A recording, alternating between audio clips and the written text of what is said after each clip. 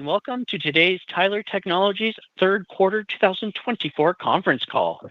Your host for today's call is Lynn Moore, President and CEO of Tyler Technologies. At this time, all participants are in a listen-only mode.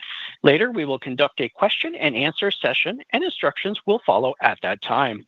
In order to address your questions and stay within the allotted time, please limit your question to one question per person. You may get back into the queue for a follow-up. And as a reminder, this conference is being recorded today, October 24th, 2024. I would like to turn the call over to Hala El-Shabini, Tyler's Senior Director of Investor Relations. Please go ahead. Thank you, Rob, and welcome to our call. With me today is Lynn Moore, our President and Chief Executive Officer, and Brian Miller, our Chief Financial Officer. After I give the safe harbor statement, Lynn will have some initial comments on our quarter, and then Brian will review the details of our results and update our annual guidance for 2024. Lynn will end with some additional comments, and then we'll take your questions. During this conference call, management may make statements that provide information other than historical information and may include projections concerning the company's future prospects, revenues, expenses, and profits. Such statements are considered forward-looking statements under the safe harbor provision of the Private Securities Litigation Reform Act of 1995 and are subject to certain risks and uncertainties which could cause actual results to differ materially from those projections. We would refer you to our Form 10-K and other SEC filings for more information on those risks. Also, in our earnings release, we have included non-GAAP measures that we believe facilitate understanding of our results and comparisons with peers in the software industry. A reconciliation of GAAP to non-GAAP measures is provided in our earnings release. We have also posted on the Investor Relations section of our website, under the Financials tab, schedules with supplemental information, including information about quarterly recurring revenues and bookings. On the Events and Presentations tab, we posted an earnings summary slide deck to supplement our prepared remarks. Please note that all growth comparisons we make on the call today will relate to corresponding period of last year unless we specify otherwise. Lynn? Thanks, Hala. We carried our momentum from the first half of the year into the third quarter and delivered remarkably strong results. The quarter was highlighted by strong top and bottom line performance, even as we saw a more pronounced shift towards SaaS in our new software contract mix, particularly in public safety, where expected on-premise license deals shifted to SaaS contracts in the quarter, resulting in license revenues that were below plan. SaaS and transaction revenues fueled our growth, and both exceeded our expectations. Our non-GAAP operating margin expanded to 25.4%, benefiting from our cloud efficiency initiatives and improved professional services margins, and free cash flow reached a new quarterly high. As we've discussed in the past, our progress towards our 2025 and 2030 targets will not be linear, but our results through the first 9 months of this year bolster our confidence in achieving those targets. We are beginning to see benefits from our cloud operations initiatives, with efficiencies reflected in our results somewhat ahead of plan. Recurring revenues grew 12.1% and comprised 85% of our total revenues. Our SaaS revenues growth of 20.3% represents our 15th consecutive quarter of SaaS revenue growth of 20% or more, consistent with our target of a 20% CAGR in SaaS revenues through 2025. The public sector market remains robust, supported by healthy budgets and an increased focus on modernizing aging, mission-critical systems through cloud adoption. The strong market activity we've discussed for the past few quarters, along with excellent execution by our sales teams, is reflected in our new software bookings this quarter, with our new SaaS contract value of approximately $105.6 million, up 78% over last year. Our leading market position, anchored by our deep domain expertise and large installed base, forms the foundation of our long-term strategic focus on 4 key growth drivers: executing our cloud-first strategy, leveraging our unmatched installed base, expanding into new markets, and growing our payments business. Our cloud-first strategy is a pivotal driver of our success and continues to shape our future and our cloud-living culture. We are leading with cloud across our product portfolio as the public sector market continues to embrace digital modernization and choose Tyler's next-generation cloud solutions. Additionally, we've made substantial progress with our cloud optimization efforts, driving efficiencies and scalability while also making solid progress on version consolidation to further accelerate on-premise client migrations and enable clients to easily expand their mission-critical applications in the cloud. The pendulum is continuing to shift to the cloud with both new and existing clients, and we are seeing a growing trend of client-driven SaaS adoption. This is especially apparent in areas that have previously lagged the rest of our market in terms of cloud adoption, most notably the public safety market, along with the state and federal market with our application platform. Overall, SaaS arrangements comprised 97% of our new software contract value in the third quarter. For the second consecutive quarter, 100% of our public safety new contract value was SaaS, compared to only 28% a year ago. It was also a great quarter for flip signings, as we signed a total of 108 flips of on-premises clients. The total contract value from flips was more than triple that of last year's third quarter, and the average ARR of flips rose 37.2%. Our courts and justice business was very active in the third quarter. Our largest deal of the quarter was a contract with the Kentucky Court of Justice for our Enterprise Justice Suite, including case manager, e-filing, and court analytics, in addition to payments. The initial 6-year term represents $35 million in total contract value, although only $10.6 million was recorded in bookings and backlog this quarter due to contract provisions. ARR starts at approximately $2.5 million and grows to $6.5 million in year 6, in addition to payments processing under a gross revenue model. Of note, the first 6 years of SaaS fees, totaling $29 million, was prepaid in October using ARPA funds. Other successful Tyler Court clients, and in particular, the North Carolina Administrative Office of the Courts, served as strong references in this competitive sales process that spanned more than 12 years. Kentucky is our 17th statewide courts client and our 3rd statewide enterprise justice solution deployed in the cloud. We also signed a 3-year, $9.6 million SaaS contract for our Enterprise Justice Suite with the Phoenix, Arizona Municipal Court. That agreement includes a cooperative master purchase agreement provision that enabled the Arizona Supreme Court to designate Tyler as a preferred software provider for all 170 courts in the state, including superior, justice, and municipal courts, with the alternative option being the state's aging legacy system. We're excited about the opportunity to expand our partnership across Arizona courts with significant potential ARR. Other notable third quarter SaaS deals included a $12 million 5-year contract with the city of St. Petersburg, Florida, the 5th largest in the state, for enterprise permitting and licensing and enterprise ERP utility billing solutions, along with payments. We signed 6 SaaS contracts for our enterprise public safety solution, including 2 of the fastest growing cities in the U.S., the City of Frisco, Texas Police Department for $750,000 in ARR, and the City of Round Rock, Texas Police for $730,000 in ARR. Central to our growth is leveraging our unmatched installed base and expanding our addressable market through strategic cross-sell and upsell activity that unlocks significant expansion opportunities with both new and existing clients. A key cross-sell win this quarter was a multi-year strategic contract with the Texas Office of Courts Administration for our Texas Connected Justice Data Cloud. This includes Alliance Exchange, Enterprise Data Platform, Open Data Platform, and our Digital Solutions Division's Engagement Builder Platform. This integrated solution captures real-time online data across every jurisdiction in the state. This multi-year engagement exemplifies our connected communities vision by creating a digital infrastructure for data sharing and decision-useful business intelligence and reporting. The contract adds $1.5 million in ARR and is the first of its kind in a large population state, paving the way for additional add-on opportunities.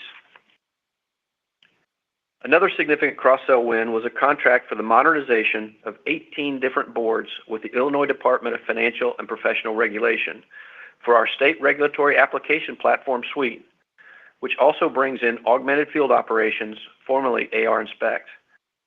The 3-year contract leveraged our Illinois State Enterprise Agreement and represents $9.2 million in total contract value, with a 7-year option that adds $12.5 million in total contract value.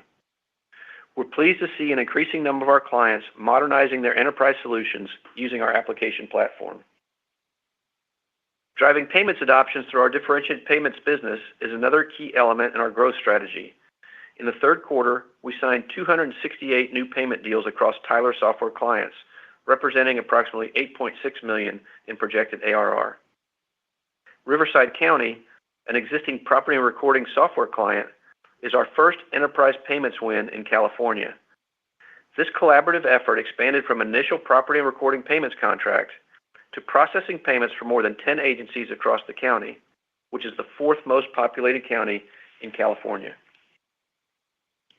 In our enterprise portal business, we secured extensions for our digital government and payment processing services in 5 states, which includes winning competitive rebids for state enterprise portals in New Jersey and Indiana.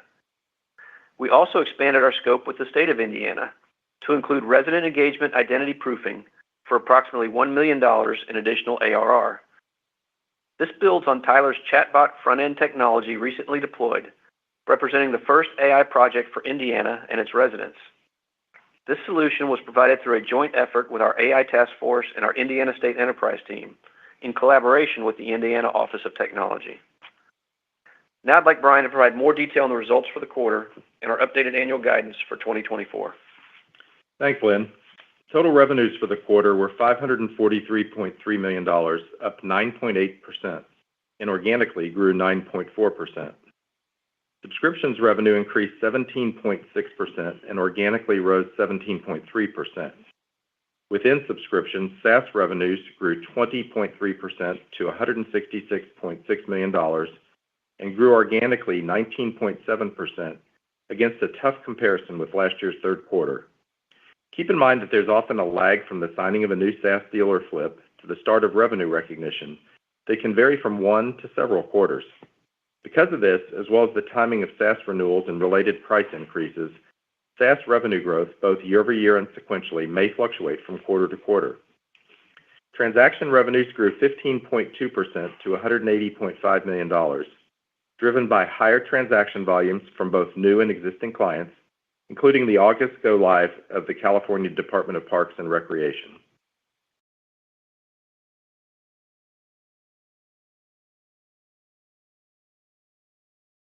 SaaS deals comprised approximately 97% of our Q3 new software contract value, compared to 80% last year.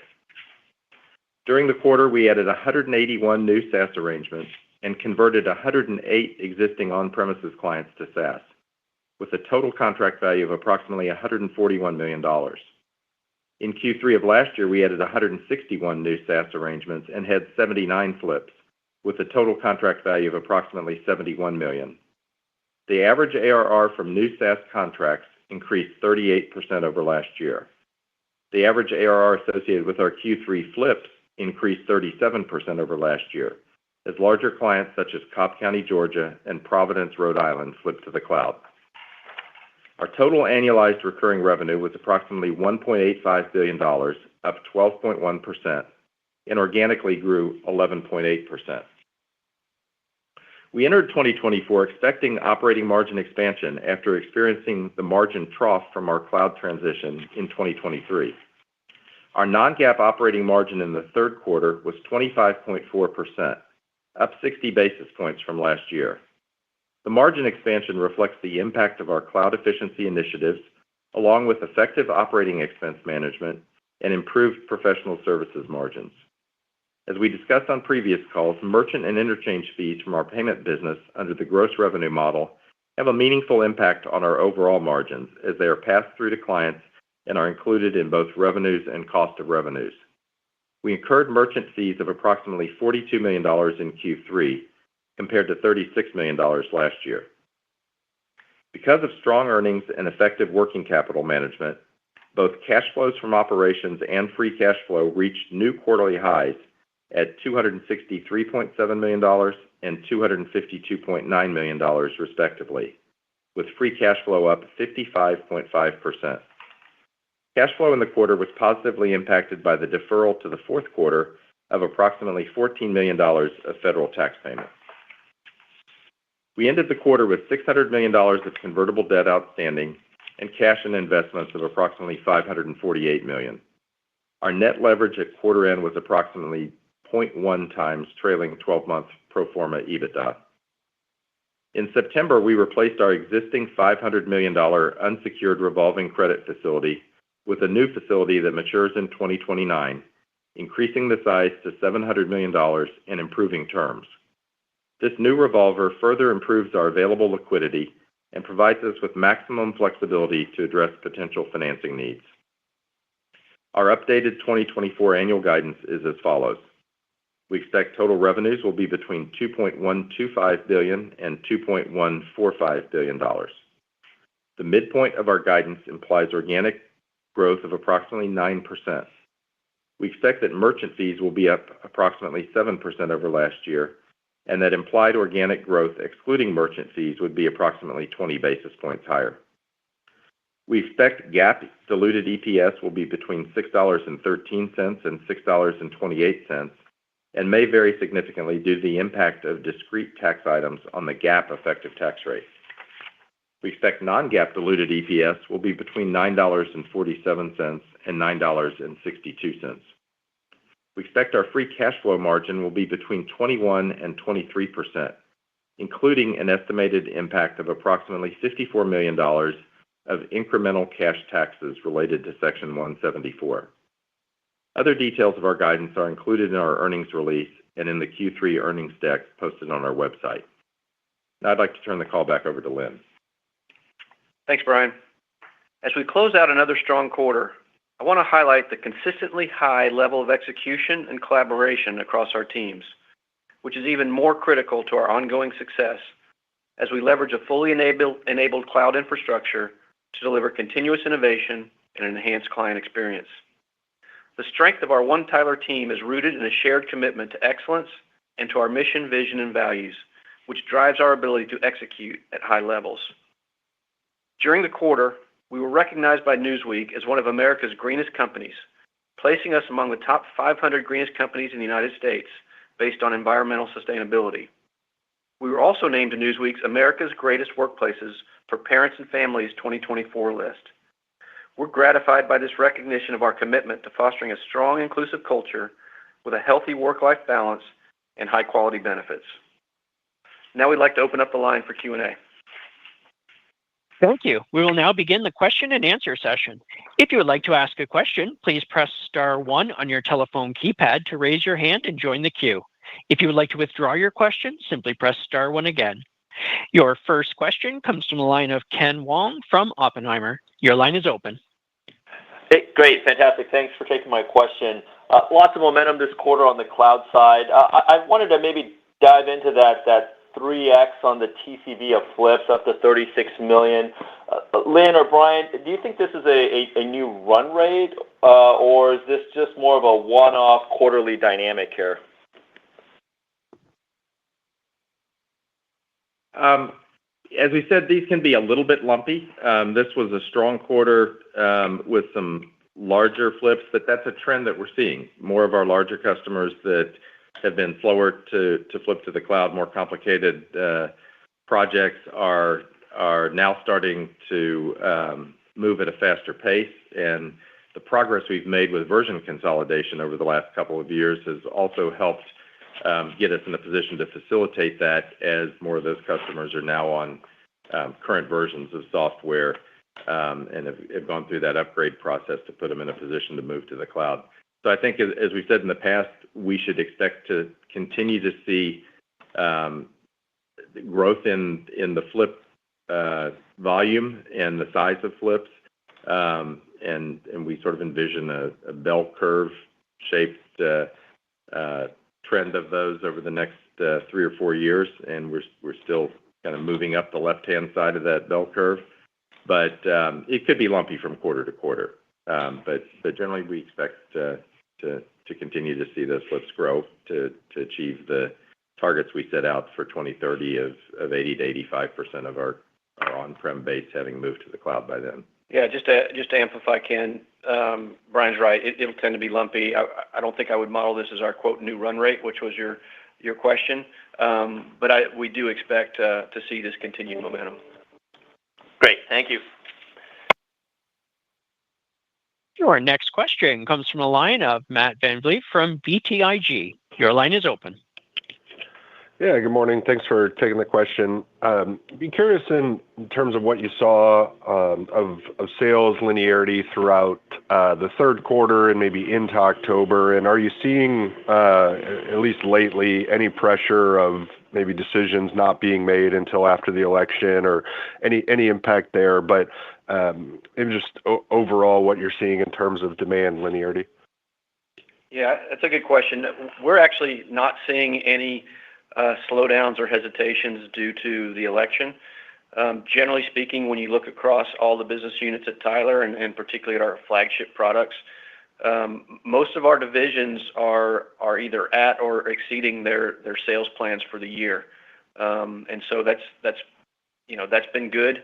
The things that we've been talking in the past couple of quarters have continued, and so we're not seeing any slowdown at this point or any pauses due to any macro factors or the election. And really not any changes in linearity. We tend not to be super back-end loaded within quarters, and I don't think we've seen any change in that. Great, thank you. Our next question comes from a line from Alexei Gogolev from JP Morgan. Your line is open. Thank you, and hello, Lynn and Brian and Hala. Lynn, I had a question about the incremental competition during the quarter. Are you seeing more pressure from players like ServiceNow in intelligence and analytics, maybe Workday in ERP, or have those competitors subsided as demand in their core markets begins to recover? I think generally stepping back, the competitive landscape has been pretty neutral throughout the year. I wouldn't say there's been any significant increased competition or any decreased competition. As you know, all of our, I think when you look at the subverticals like ERP, we certainly see more competition from players that are more horizontal players like Workday. We see them. I don't know that we see them a significant amount more than we have in the past. When you talk about ServiceNow and against our platform solution, we see them in that space, but we're kind of a different offering.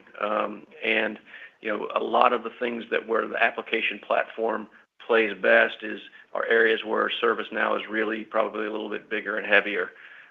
So overall, I think the competitive landscape is generally the same. I think when I look at win rates, they've generally been consistent, and we're consistent in Q3 with what we've been experiencing over the past several quarters and probably a couple of years.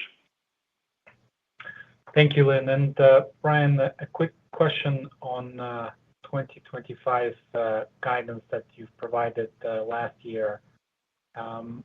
Directionally, would you be able to suggest if you think you could see top-line growth acceleration next year versus this year?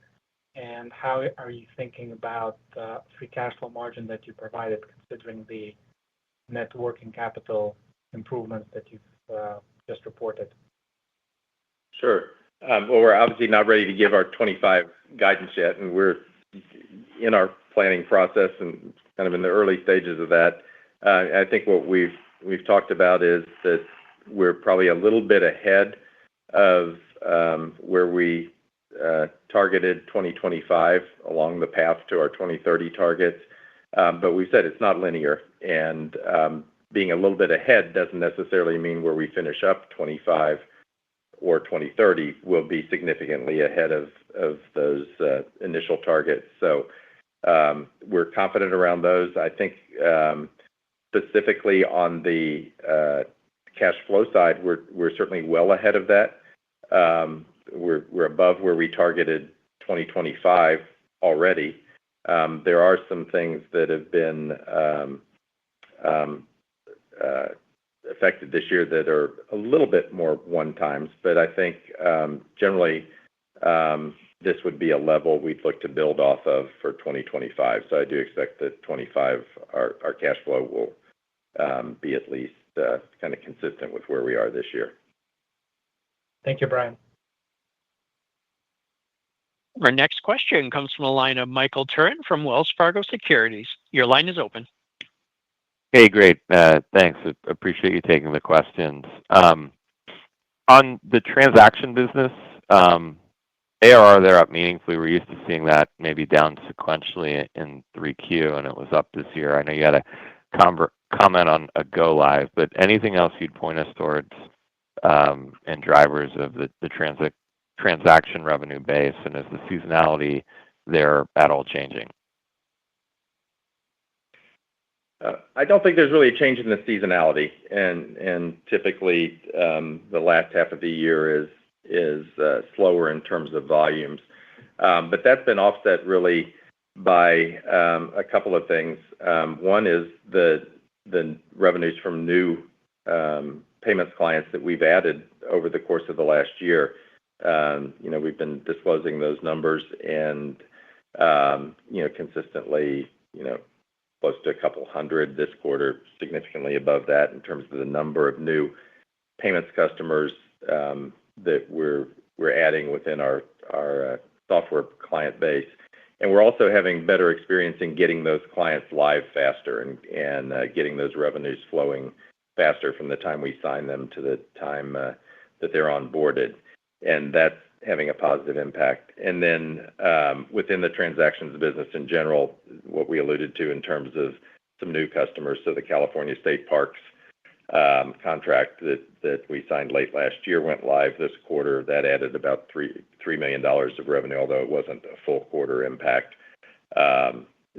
Various things like in Florida with our payments contract, the Florida Turnpikes with SunPass went live during the quarter, and that added a couple $1 million of new revenues. So it's really a combination of new business as well as increased volume. So we're seeing greater adoption through our client base, and we're working with our clients to help them get more of their citizens doing things online and running through our systems. Yeah, and to amplify that a little, Michael, I mean, Brian's right. We are starting to experience, we're learning better. The onboarding efficiencies is bringing revenue recognition faster, which is great. The California State Go Live, I want to emphasize that for a minute because that's a big deal. I mean, we signed this contract late last year.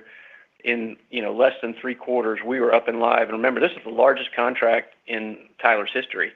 And we've talked about this sometimes on the call, and it gets lost sometimes in the numbers.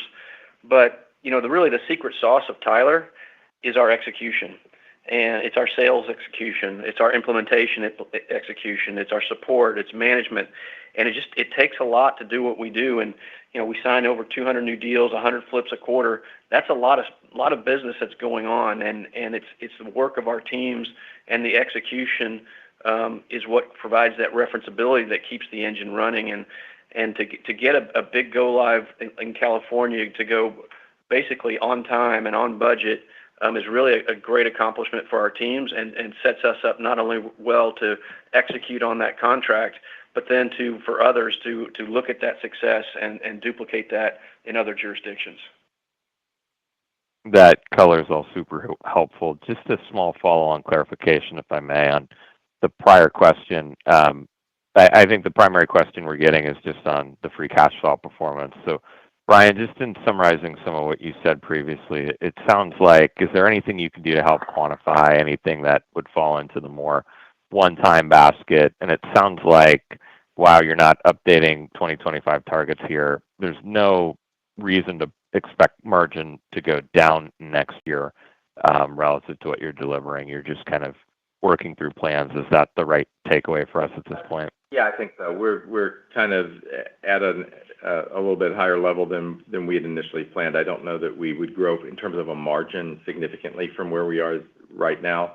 But again, that's ahead of where we had planned to be. The biggest one-time thing, which is really will be reflected in the fourth quarter, that's reflected in our full year guidance, is what Lynn mentioned around the Kentucky courts contract, where they are prepaying or prepaid in October 6 years of SaaS payments.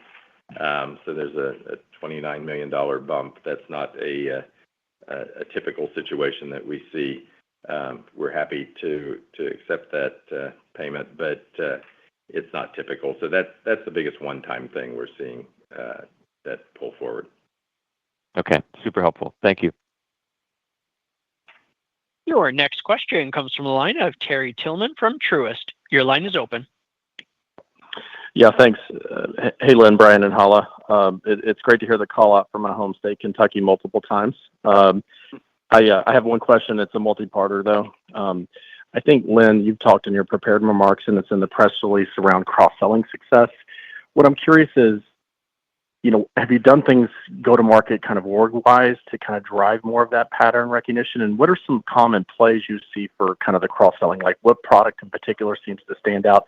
And then the second part of this question is the reality there's another milestone here for cross-selling success once you get these flips kind of stood up? And so maybe we could see a step up even in more cross-selling once they're kind of stable on new kind of cloud technology? Thank you. Yeah, good questions, Terry. I'll start with the second one. The answer to that is yes. I think part of the equation of doing flips is it brings actually the upstream. We call it more upselling. But yeah, that is part of that equation, and I do think it's something. It's another opportunity for us to be in front of the client, another opportunity to add additional products as they're making another decision. On cross-selling, there's a lot of things that go into that, and I would say things that we have done internally over the last year, 12, 18 months, have played a significant role in that. I think I've talked about that on some prior calls. Things that we've done around how we comp our salespeople, how we comp the different divisions, what that basis is, and we've moved to a more, for example, more of a one Tyler compensation level, so that basically, if there are multiple divisions that are contributing to a sales process, we don't have to fight over who's getting the credit, because the credit, it shouldn't really matter. It's Tyler wins. And so we've done things internally that I think have broken down internal barriers that have just sort of, I think, greased the wheels a little bit more. In terms of product suites, it's funny. Yes, some tend to go a little bit more than others. Sometimes you may get some courts and justice products that tie well with our public safety products. Sometimes, for example, we did a significant deal this quarter in Kenosha, Wisconsin. That was our ERP full suite. It also included enterprise appraisal and tax. It included our municipal justice, big integrated story, Gartner-led procurement, about a 1.6 million in ARR. So while there are products that sort of sometimes naturally seem to go together, our integrated story and the Tyler story tends to also sometimes bring products together in deals that you might not necessarily think on the face of it that would have been an inclusive sale, but we're seeing that. We also saw that in St. Petersburg, Florida. I think I mentioned that in my prepared remarks. That was enterprise permanent license, but it also brought in our utility billing and payments. That was almost a $2 million ARR deal. So we're seeing progress, and a lot of it is the result of some internal initiatives, and it's just the more success we're having in the market and selling that sort of integrated story of Tyler is resonating. Thanks for that.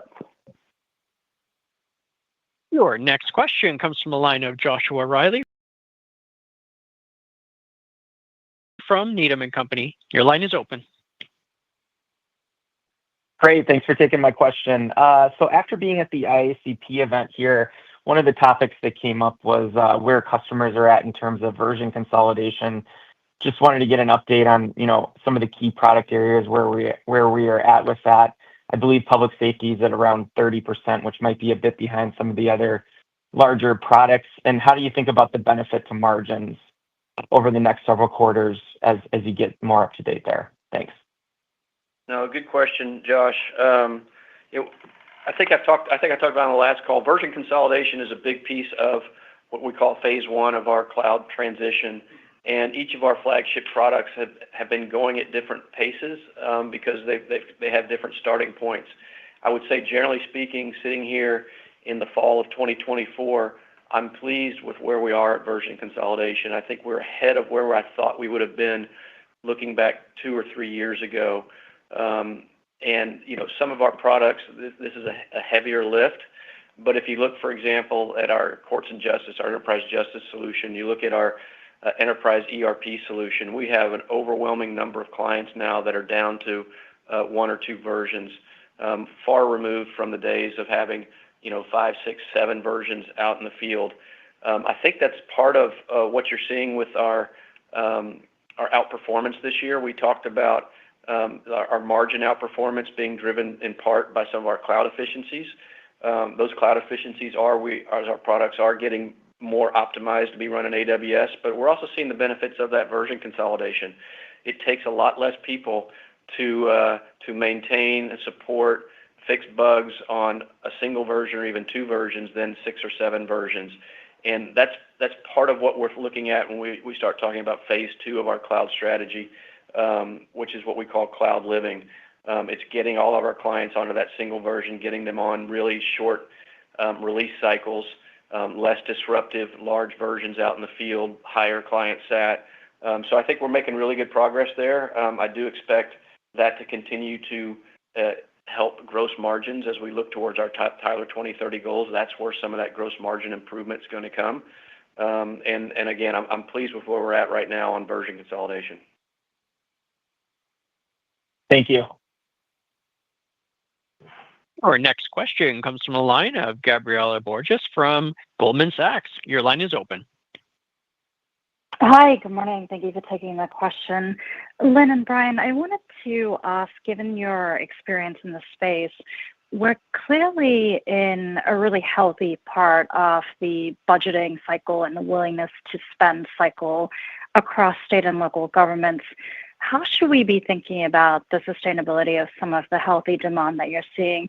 And maybe just level set us on the ARPA funds. How much of a benefit do you think that you're seeing today versus how much could you see in 2025 and 2026 as the funds that are committed actually get spent?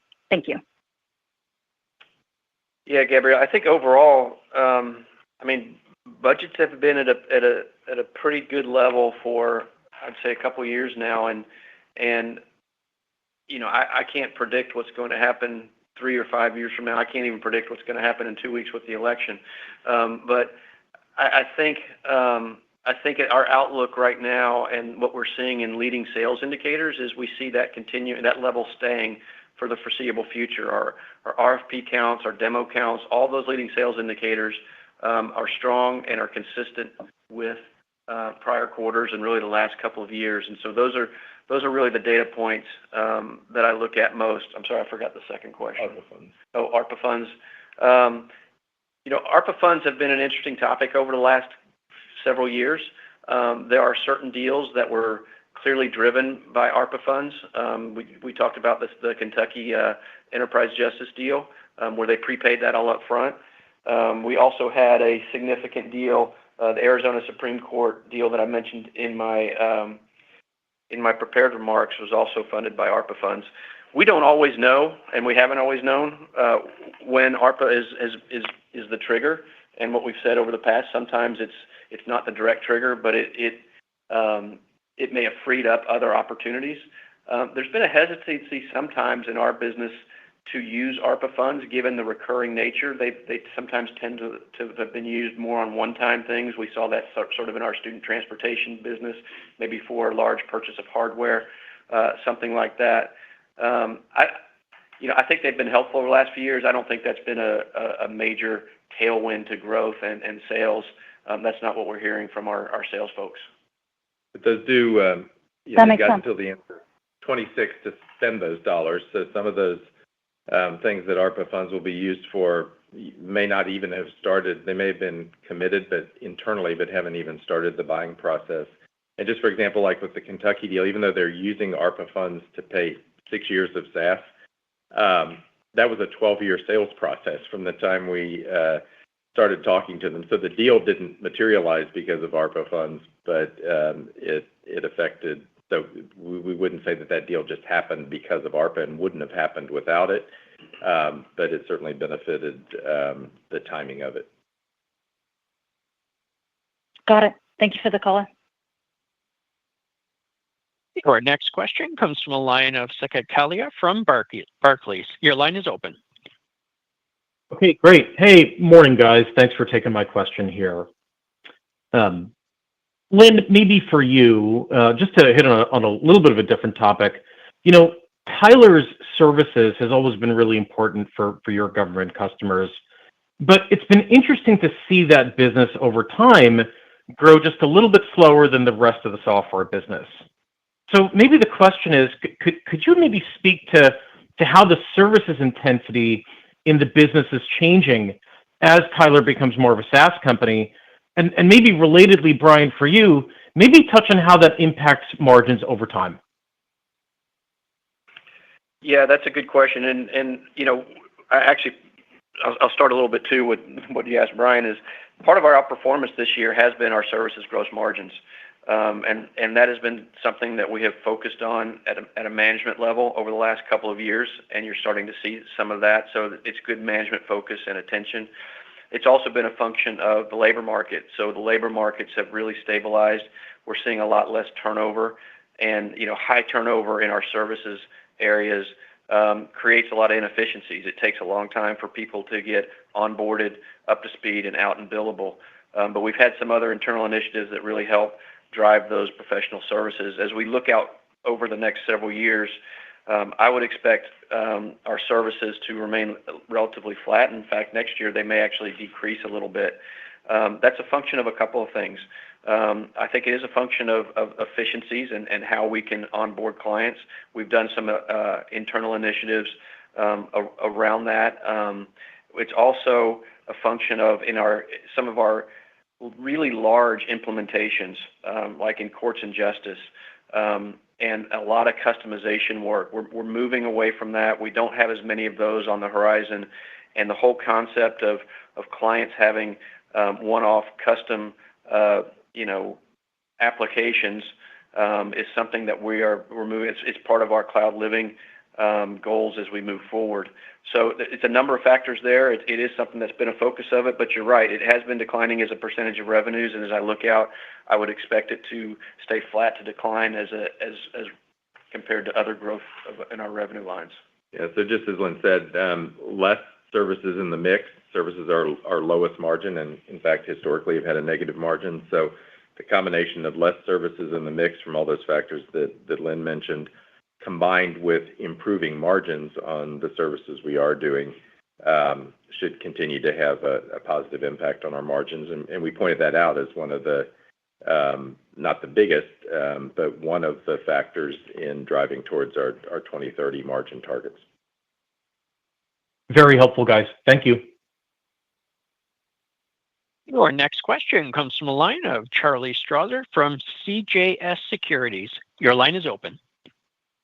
Thank you. Good morning. Lynn and Brian, when you talk to clients who are somewhat hesitant to flip, what are some of the reasons why they're so cautious, and ultimately, how do you convince them otherwise?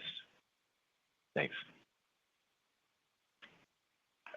I think some of the reasons are just some of the historic reasons. Control. You've got people maybe who are not have been there a long time. They're used to having control of their systems, control of everything. I think what happens is, we've talked about aging technology, but also aging infrastructure starts to lead to more and more openness to flips. I think you also see the increase in cyber attacks creating a different sort of demand and new demand for flips. But I think also, we talk a lot about how everything we do is public. Every implementation we do, every county, every city looks to their neighbors, looks across jurisdictions to see what's going on. And whatever hesitancy that people may have felt 5 years ago, 7 years ago, as they see their neighboring jurisdictions make those decisions and the success that they're having, and I go back to my comment earlier about our success in executing, and they see us being able to get them up and live and running in a better environment. I think that starts to break down those barriers as we move forward.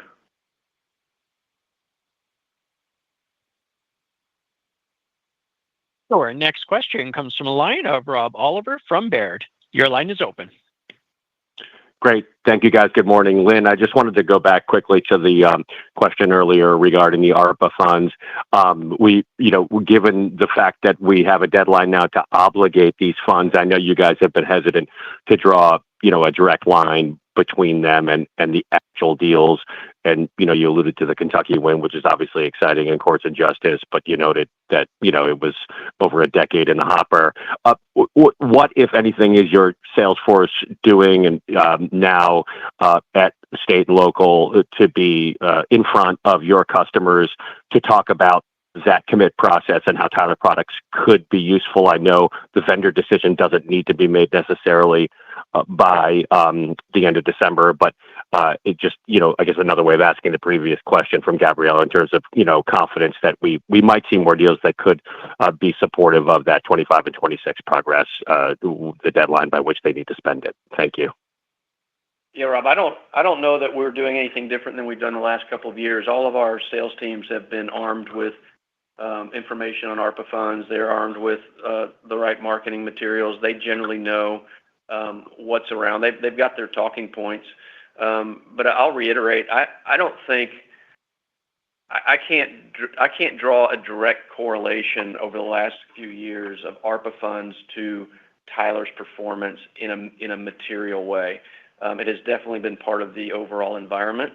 But again, as I said, even as I look at indicators going out, into the future, the things that we track that sort of help us, track demand and budgets, those are remaining pretty consistent right now.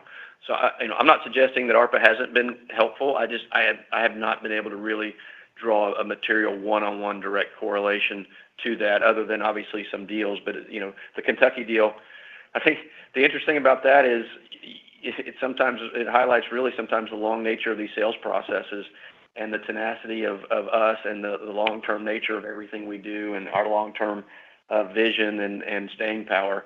That there it was 12 years later, and we benefited from cash flow with ARPA funds, but we were going to get that deal whether ARPA funds were available or not.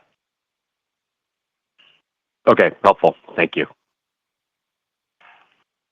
Our next question comes from the line of Jonathan Hope from William Blair. Your line is open. Hi, good morning.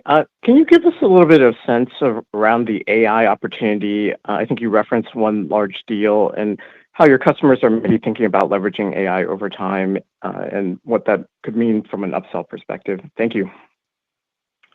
Yeah, Jonathan, we're starting to see a little bit of questionings in RFPs around AI and what AI technology we're using, how we're leveraging it. I don't think anything right now has changed from what we've said over the last couple of quarters.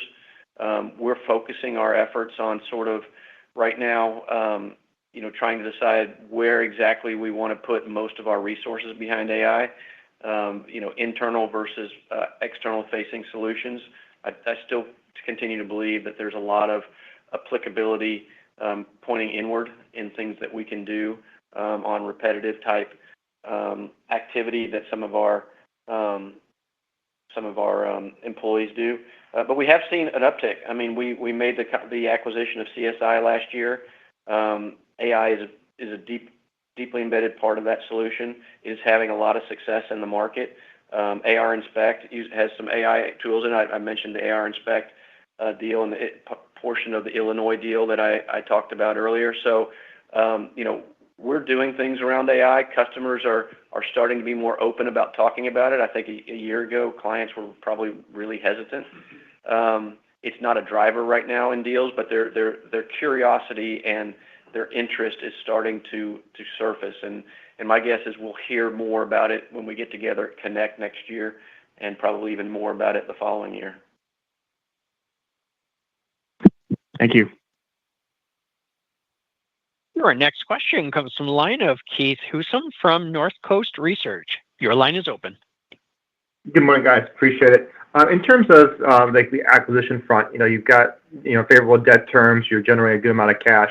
How are you guys thinking about acquisitions now? And then in terms of more specifically, is there specific end markets within your business that you're thinking that could benefit from acquisitions more than others, and perhaps what would they be? Yeah, Keith. We're viewing it similarly. I mean, I've talked about the last couple of years, our priority is debt pay down. Our cash balances are approaching what our convertible is due in about 17 months.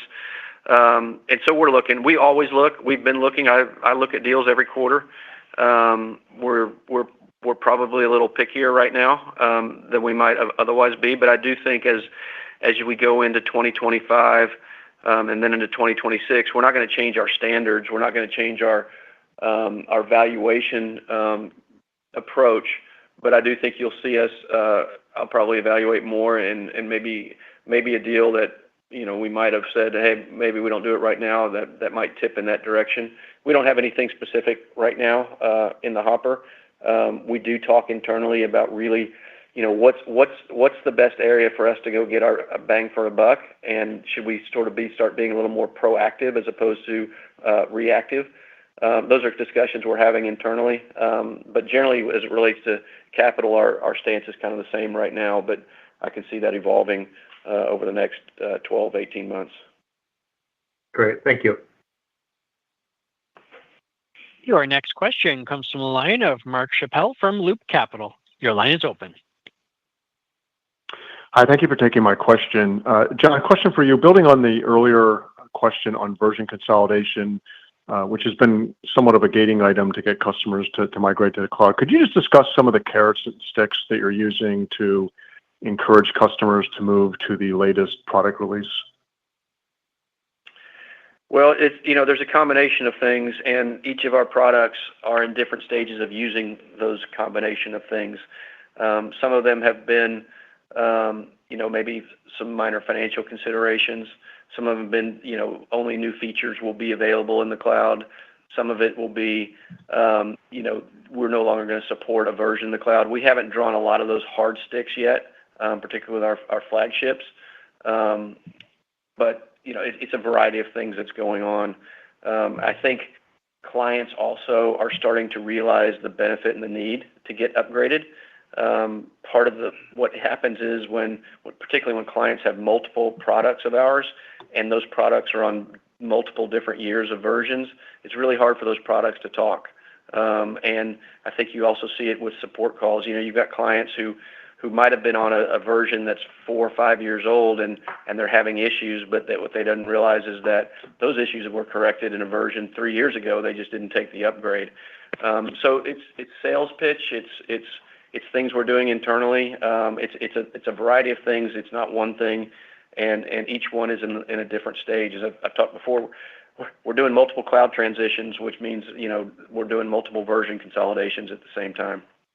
But with respect to version consolidation specifically, I guess you'd call it a stick, is that we actually are sunsetting older versions and giving clients certainly ample notice, but letting clients know that the version they're on, the oldest versions, will no longer be supported after a certain date, and working with them to move them to the current version before that date. And we've done that with multiple products. We've sunset multiple old versions of our enterprise ERP solution, our enterprise justice solution, and have made significant progress in moving those customers to current versions as we discontinue support of the older versions. Great, thank you. Our next question comes from the line of Clarke Jeffries from Piper Sandler. Your line is open. Hello, thank you for taking the question. A question for Brian on the pace of the SaaS revenue. I know you had quoted that the volatility of SaaS revenue, the timing of the go lives from booked to a live system can be variable. But I just wanted to ask, we have 2 years now where the sequential growth in Q3 is the highest. I want to understand if that's purely circumstantial, if there's any emerging seasonality to those go lives, any prerogative of these governments to get live on a Q3, or is that just really reflective of typically high Q4 bookings activity? Thank you. Yeah, it's probably more the latter. I don't think there's any certain characteristic or something that's causing that. It's probably more around the timing, especially of bigger customers, and it varies by market. For example, in the schools market, which is smaller for us, but They typically have a big push more in Q2 because they want to have new systems live before a new school year starts. Fiscal years don't really have as much to do with it, so I think it's more circumstantial. Thank you very much. Your next question comes from a line of Alex Zukin from Wolfe Research. Your line is open. Yeah, hey guys, thanks for taking my questions. Congrats on another solid quarter. I'll ask maybe a longer term question. I think it's been alluded to a little bit. But again, as we think about AI, both agentic, co-pilot, assistant, and you think about the customers that are starting to ask those questions, you think about the breadth of solutions that you're offering both to your customers and across the portfolio of products.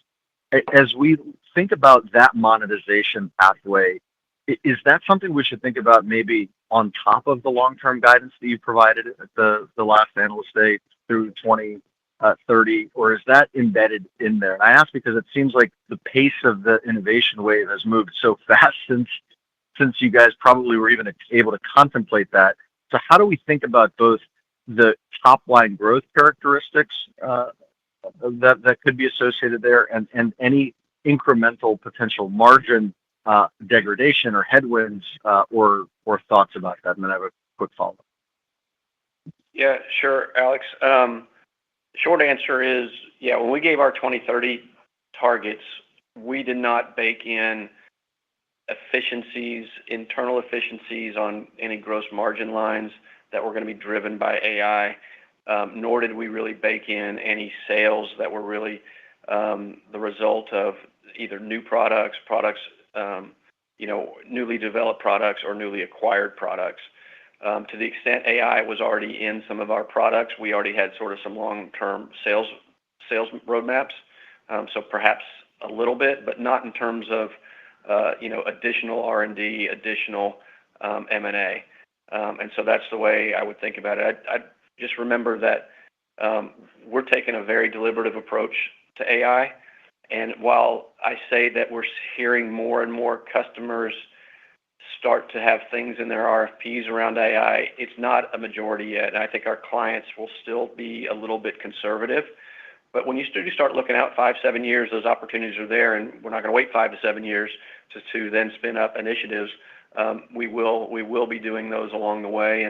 And to the extent there was some major R&D initiative, which hypothetically, because that's not right now on our roadmap, and it adjusted an R&D expense line or something, we would obviously signal that and tell you that. But in terms of our long-term targets, no significant AI benefits, either margin or revenue, were baked in. And to what extent, maybe this is just a clarification, to what extent are you hearing or seeing in sales cycles that those types of questions are actually facilitating or amplifying flips or converts, either the timeline around them or the momentum or enthusiasm? And then on free cash flow, Brian, again, I think the outperformance, obviously, both in the quarter and the guide for the full year, very notable. You noted that one Kentucky prepayment contract. How do we think about the when, where, and why those prepayments happen? And more so as we look to 25 and beyond, is there any reason to assume that those would happen more frequently or less frequently and kind of changing the complexion of the free cash flow margins? Yeah, the prepayment was really kind of a one-off thing where, at least relative to that size of that, and that actually will show up in the fourth quarter cash flow. But that was, again, ARPA funds being used to prepay 6 years of SaaS payments. I don't think that would be the norm. The thing that's, I think, more consistent with an impact on free cash flow is the characteristics around the transaction business. That transaction revenues, whether they're payments or e-filing and those sorts of things, we generally get paid at the time of the transaction or very quickly after it. So we're not carrying large receivables there. So the cash flow characteristics around that transaction business are very attractive. And so as it continues to grow even at a tick higher than the rest of our business, that has a positive impact on cash flow. We've also had really effective management around our receivables and have brought down our DSOs and continue to manage that. And SaaS helps as well, that those revenues are typically paid in advance, annually in advance, as opposed to carrying bigger receivables. So really the transaction business is probably the biggest grower of improved margins and cash flow. Yeah, and the follow-up question on AI and sales. I mean, clients aren't looking for AI for AI's sake, but there are, when you look at our CSI acquisition, the document redaction solution, there's an ROI involved. There's an ROI for the clients, and that's a big sales point. They can do things with that system that used to take a lot of people to do, and they've removed that manual labor, that manual toil, and so yeah, things like that are driving sales. Great, thank you guys. And that concludes our question and answer session. I will now turn the call back over to President and CEO Lynn Moore for closing remarks. All right, thanks, Rob, and thanks everybody for joining us today. If you have any further questions, please feel free to contact Brian Miller or myself. Thanks, everybody. Have a great day. This concludes today's conference call. Thank you for your participation. You may